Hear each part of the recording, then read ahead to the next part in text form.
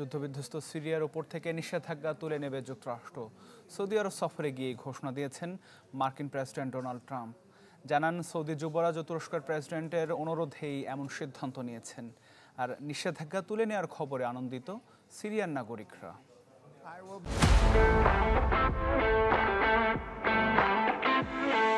Be ordering the cessation of sanctions against Syria in order to give them a chance at greatness. Saudi আরব সফরে সংঘাতে জর্জরিত সিরিয়ার জন্য বড় সুখবর দিলেন ডোনাল্ড ট্রাম্প। জানালেন, কয়েক দশক ধরে দেশটির ওপর আরোপিত মার্কিন সব নিষেধাজ্ঞা তুলে নেওয়া হবে। সৌদি যুক্তরাষ্ট্র বিনিয়োগ সম্মেলনের ভাষণে ডোনাল্ড ট্রাম্প বলেন, সিরিয়ার এখন এগিয়ে যাওয়ার সময়। গৃহযুদ্ধে বিধ্বস্ত সিরিয়া নিয়ে ট্রাম্পের দেয়া বার্তা পেয়ে রাস্তায় নেমে উল্লাস করেন সিরিয়ার জনতা।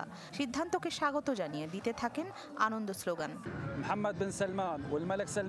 এটা আমাদের জন্য সত্যিই খুব আনন্দের সংবাদ। এই সিদ্ধান্ত দেশের জন্য মঙ্গল বয়ে আনুক, এটাই চাওয়া।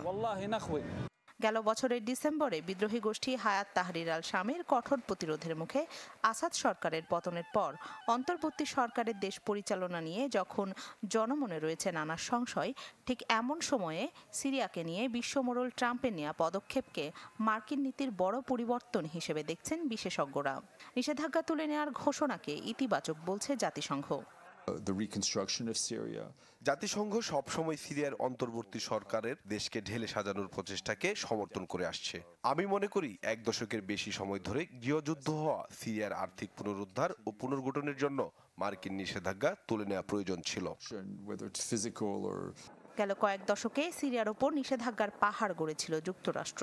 1979 সালে সিরিয়াকে সন্ত্রাসবাদের রাষ্ট্রীয় পৃষ্ঠপোষক হিসেবে তালিকাভুক্ত করে প্রথমবারের মতো নিষেধাজ্ঞা আরোপ করে দেশটি।